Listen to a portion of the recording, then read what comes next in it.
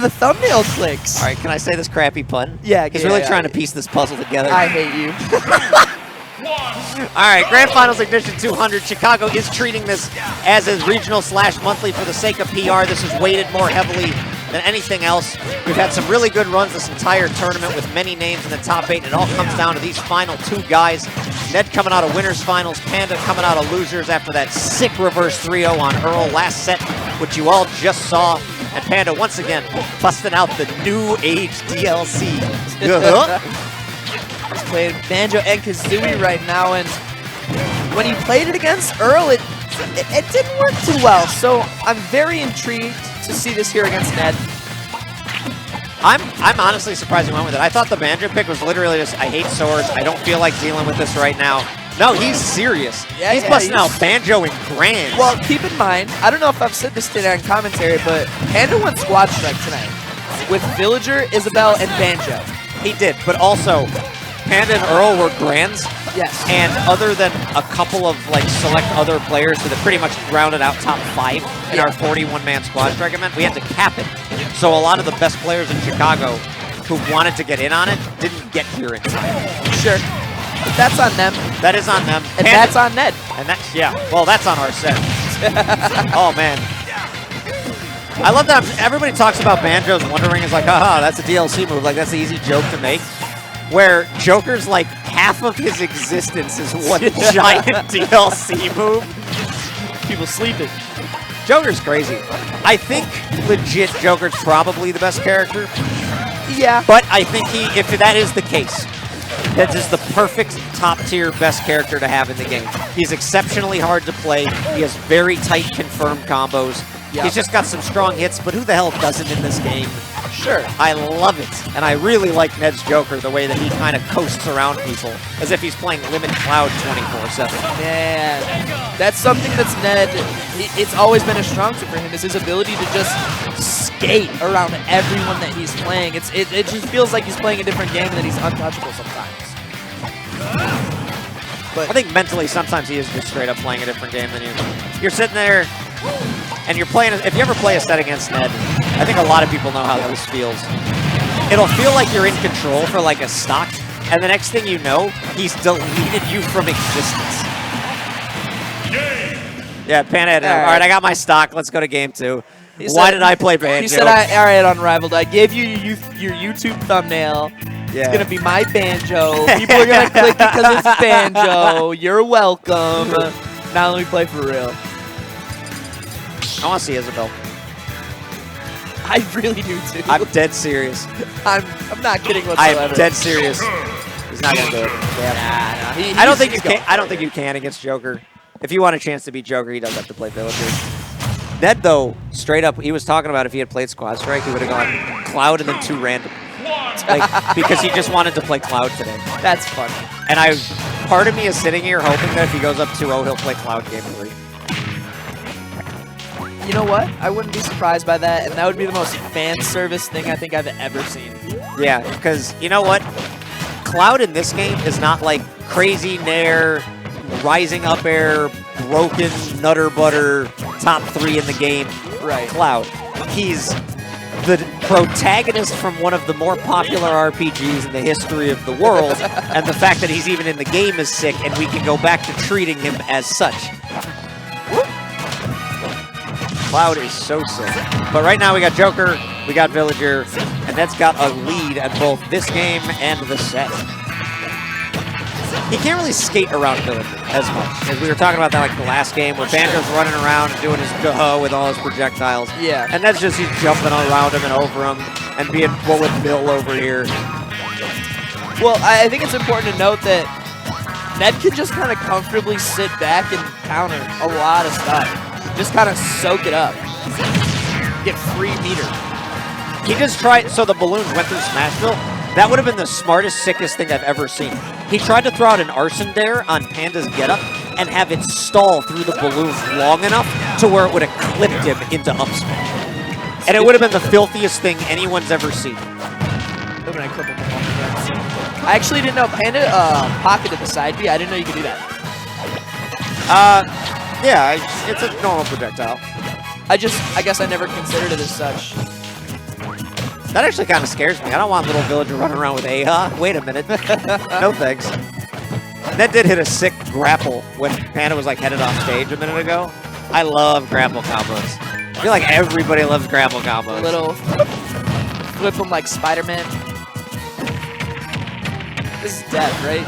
No, No, wow. not yet. Wow. I think he meant a back throw. I don't know.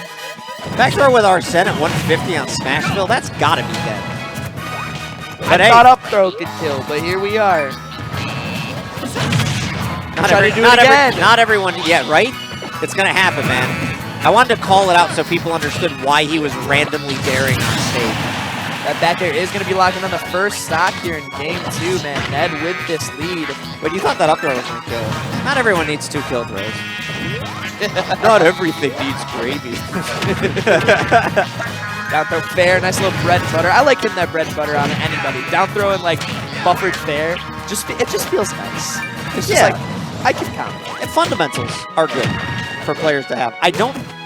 The one thing that bugs me about Joker is that they put in the idea of a down throw, like, confirm of some kind, like damage confirm. They took that away from, like, everyone. But then they put it in the DLC move. Did you see him slide up? I did see that. Yeah, gun. Oh, man, that gun slide to get around the down smash? Oh! Arsene did the thing! The thing that you never want to happen to you. Back here. Oh, man. That's killing 30% with max rage Arsene at ledge. Panda gonna take a breather here, but Ned's running away with this. Ned's looking convincing. Panda finally getting an answer there. This man's really out here approaching the tree. That's crazy. It's almost 2020, man.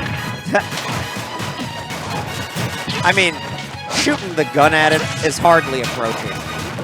Bullet. Nah, before he started doing that, he was up on the tree. That's true. He did do a move. I think it's through Panda, actually. He was like, there's no way he just did that. He backed off before he could react. He's got the AHA. I threw it out. That comes out at a really weird angle. That came out at like a 45. I think that happened because he was jumping off the ledge. There's probably some weird property. He's Bowling ball. Yeah. He got it? He got Arsene and got over the charge bowling ball. That was what Panda needed to get back into this set. Yep. That's a turning point, as that up smash going to kill you at 90 with no rage. If Panda would have gotten that kill there, we may have seen the beginnings of a momentum shift. But we never will now. Nice. Greenbeast and I used to have a theory that Ned practices the moves of the characters that he plays in real life at home. Like he used to do actual flip kicks up his wall with Zero Suit and such. I fully believe that. Yell, "Don't touch me," people. I want him, if he wins the tournament, to just like get behind the camera and start doing the Joker run in place. It would be the greatest moment of anyone's life. We can get a green screen and have him do it. I called it. We're getting it. We Cloud? We're getting the Isabelle. Oh, Isabelle. I thought you called the Cloud. I'm sorry. I did also. I hoped for Cloud. You did. But I called Isabelle. All right, man. Let's see if this little dog in a cardigan can take out this absolute monster that is Ned here at Ignition 200. Good start. Got the broom coming out. So, quick note for Isabelle, and I don't know if this is like new to the patch or whatever. Yeah. But if you would, I think it's 120 or 140 BPM to her jab on ledge, it is a stone wobble. Really? Yes.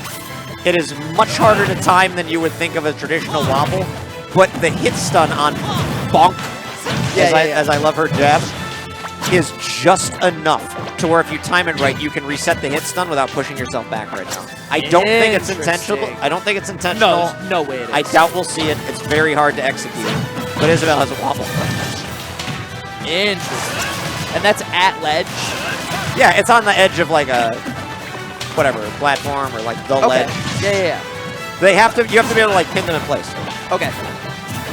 Ooh, little waveland there makes it back on stage, and this is looking a little bit better here for a friendly dog in a cardigan. I'm a big fan of Panda's Isabelle. That doesn't scoop under stage, that's a crime. That is actually criminal. Especially because he had no invulnerability on ledge. Exactly, yeah, that should have killed. That is criminal. Grab? No, F-tilt, baby. Okay, something? Isabelle's F-tilt is a real move. True. Sweet. that hits from behind now. Isabelle ain't bad, man. Isabelle low-key is super underrated. Slow down. No, I'm serious. I'm serious. Panda will tell you this, too. Like, Isabelle's not, like, as good as Villager, obviously. Right. But she ain't bottom 5. Like, people want to just throw her in at. She's gotten buffed repeatedly throughout the patches. And there are people out there putting in work with this character. Sure, yeah. Looks like Panda's one of them. No. Get that. Oh my god, it doesn't matter. That's the only time Panda's not been able to tech. Well, because he couldn't, like, physically. Yeah, it was too far. That's what I guess the game has to to not allow you to tech for Panda for Panda to to not be able to do it, yeah. That Bair is not good. It's... The back end hit, and you look at moves like Marth Snare, for example, that have that angled back hit. I'm thinking of Inkling Nair specifically. That's a good one, too. That did 6% and sent him nowhere. Like, come on. Oh, watch out. It was dangled. He dangled the dongle. Did you say that last time we commentated together? I probably did. I also said smash Wii for the ultimate. So smash Wii for the ultimate. I get very slap happy when I commentate tired. I think that's stupid. I think the fishing rod should just hit shield. Absolutely like, not. Isabelle might be top tier. She deserves it. No. She's so cute. Stop immediately. No. Please cease and desist. Oh, he could have died there. That's true. He could have died there. Trying to find just a way to lock this down. I like this. He's waiting up the timer. Well, you know, Arsene. I don't know what else to say to that. Like he did full hop into or hop over backer. Like if you drop shield, you die. You look at a character like Chrom, and then that'll kill. Then you look at Lucina, and you're like, that won't kill. Was that Nair? Yeah. Did Nair do the thing? You got the hard hit that time? All right, hard hit it Nair. That explains why he was going for it so much. He kept getting the soft hit. And I don't know all of the Isabelle Nair properties, because how often do you see puppy power on stream? Puppy power? In grands? Did you just say puppy power? Yeah, she's great. I love that. Especially when the Nair, like, the little swiveling freaking pom-pom. With the pom-poms? I like the sound effect. Straight up just sent it like a 6-foot man flying like 400 feet. That's puppy power. Oh. Panda's still in this, though. That little cutscene when Arsene comes in is kind of jarring. It's the worst thing in this game. Yeah, at first, my least favorite thing in the game was the zoom in on red that sometimes didn't kill. Whoop. And that will do it. Armada Ned is your Ignition number 200 champion. A well-needed victory in this kind of end-season PR race we got going. Yeah, I think that kind of puts Ned in contention for, like, number 2. Yeah, well... Ateta has to be one. Ateta has to be. You have bite. You're on the panel. I'm gonna talk for a little bit then. You can't talk. You give too much away. I can only say so much. Although to be fair, we've only discussed our opinions very briefly because you know obviously the season's not over. But I'm sure everyone's gonna have their opinions. Yeah. Look, Ateta's season, it's pretty good. Yeah. It's pretty good.